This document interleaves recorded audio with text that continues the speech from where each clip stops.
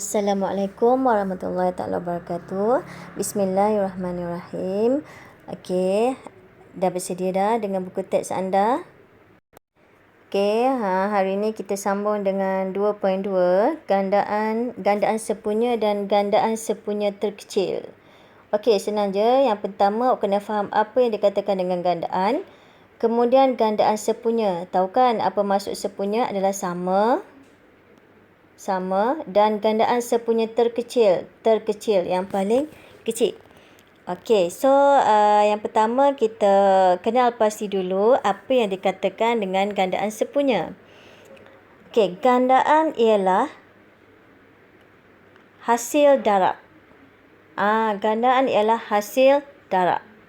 Iaitu contoh nombor 9. Gandaan bagi 9 ialah 9, 18, 27. Okey, kita tengok contoh 9. 30. Okey. Ini adalah gandaan sepunya. So, kat sini adalah gandaan awak kena ingat adalah hasil darab. Hasil darab. Iaitu ataupun panggil sifir. Sifir. Yang faktor adalah sifir apa? Tapi gandaan adalah sifir. Okey. Okey, sekarang kita lihat pula apa yang dikatakan dengan gandaan sepunya.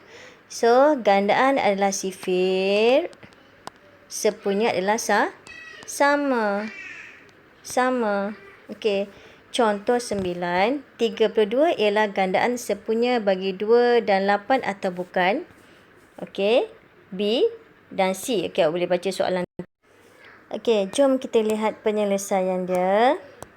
Okey, 32 boleh dibahagi dengan 2 dapat 16 dan 32 bagi 8 dapat 4. Bermakna 32 boleh dibahagi tepat dengan 2 dan 8. Oleh itu, 32 ialah gandaan sepunya bagi 2 dan 8.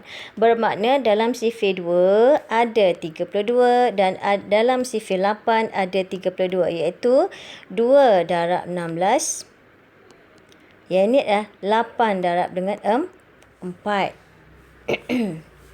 Untuk B, okey, 60 bagi 5 dapat 12. 60 bagi 15 dapat 4. Tetapi 60 bagi 24 ada baki. Jadi kat sini 60 tidak boleh dibahagi dengan 24. Jadi 60 bukan gandaan sepunya. Sebab bila salah satu tidak boleh dibahagi dengan tepat, dia automatik akan bukan gandaan sepunya. Bermakna nombor 60 ni tidak boleh dibahagi dengan 24. Okey. Dan begitu juga C ada sama seperti A. Semua boleh dibahagi dengan tepat.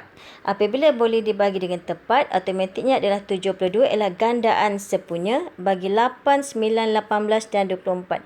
Bermakna dalam sifir 8 ada 72, sifir 9 ada 72, sifir 18 ada 72 dan sifir 24 ada 72. Ingat gandaan adalah hasil darab dan sepunya adalah sama. Okey, kita lihat pula kepada contoh 10. Senaraikan, makna awak kena listkan semua jawapan. 5 gandaan sepunya 5 gandaan sepunya pertama bagi 2, 3 dan 4. So, gandaan bagi 2, buatlah sifir. 2, 4, 6, 8, 10. Gandaan bagi 3, buat sifir 3. 3, 6, 9, 12, 15. Gandaan bagi 4, iaitu ataupun sifir 4, 4, 8, 12, 16 dan seterusnya. Okey, dia nak awak cari 5 gandaan sepunya yang pertama. Jadi, awak teruskanlah. Jadi, apabila awak dah senarai, cari lagi kat belakang ni. Awak senaraikan lagi ni. Awak akan dapat 12, 24, 36, 48 dan 6, 60. Okey. Okey, jadi kat sini gandaan awak dah faham. Gandaan adalah sifir ataupun hasil darab. Sepunya adalah yang sama. Okey, kita tengok GSTK pula. Okey, GSTK pula. gandaan sepunya terkecil, yang paling kecil lah. Okey, contoh 11. Tentukan gandaan sepunya terkecil bagi 2 dan 3. So, bila sebut gandaan, terus kepada sifir. Buat sifir. Kemudian, cari yang paling kecil. Yang paling kecil, yang paling duduk, yang mula-mula sekali jumpa yang sama. Itu yang maksudnya gandaan sepunya terkecil. Okey. Okey, tadi merupakan kaedah penyenaraian. Okey, B, kita tengok kaedah pembahagian berulang. Macam mana nak cari GSTK dengan menggunakan kaedah pembahagian berulang. Sama juga yang cikgu ajar sebelum ni. Okey, mana kat sini adalah bahagi. Okey, 3 bahagi 3 dapat 1. 6 bahagi 3 dapat 2. 9 bahagi 3 dapat 3. 1 bahagi 2. Okey, 1 bahagi 2 dapat 1. 2 bahagi 2 dapat 1. 3 bahagi 2 tak boleh. Kan? Tak boleh. Mana kita turun je. Kemudian yang tak boleh kita turun 1. Kemudian kita nak bagi dia last bawah jadi 1 1 1 1. Okey, yang ni kita turun. 3 bagi 3 dapat 1. Okey, kemudian awak dah harap saja yang bahagian tepi ini dapat 18. Okey, kemudian pergi pada pemfaktoran perdana. Yang penting kena tahu faktor dan perdana. Perdana adalah nombor yang hanya boleh dibahagi dengan 1 dan dirinya sahaja. Pemfaktoran, faktor lah, sifir apa. So, kita tengok. Okey, 3, 8 dan 12. Okey, 3 je lah. Tak boleh buat apa dah. Dia memang seorang paling kecil dah. Memang 3 je lah. 8 maknanya kita buat pemfaktoran perdana. 2 darab 2 darab 2. 2 adalah nombor perdana. So, apa faktor perdana bagi 8?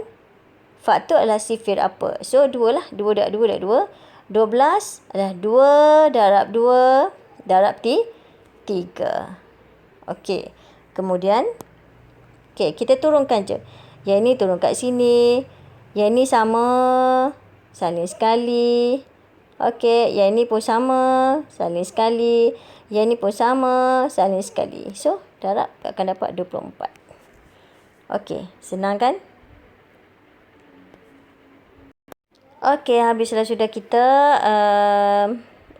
berkaitan topik ini, di mana awak telah belajar berkaitan dengan faktor, iaitu sifir apa, faktor sepunya sifir yang sama, sifir apa yang sama, dan faktor sepunya terbesar FSTB yang paling besar. Kemudian gandaan hasil darab ataupun sifir gandaan sepunya hasil darab yang sama ataupun sifir yang sama, dan gandaan sepunya terkecil. Okey, itu sahaja untuk hari ini. Assalamualaikum.